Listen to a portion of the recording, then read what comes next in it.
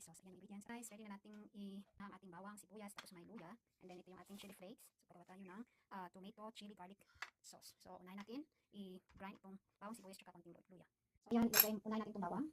Ayan, natin sa blender. Tsaka yung luya, ginger, tsaka ayan, para mamit na siya. So, bali is 1 spoon na ito. So, 3.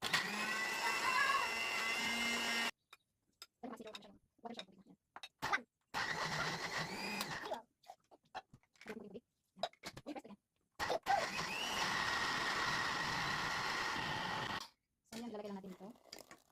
Ayan, nag-grind na. Lagyan ko ng bawang ulit.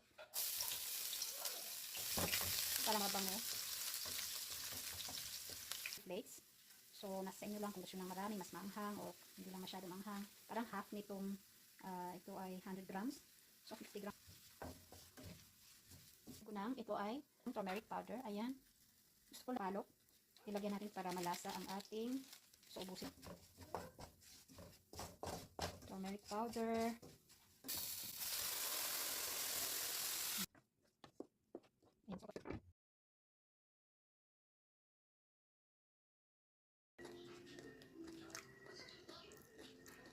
Ganyan ng mama ko, lumpiang gulay. Yap.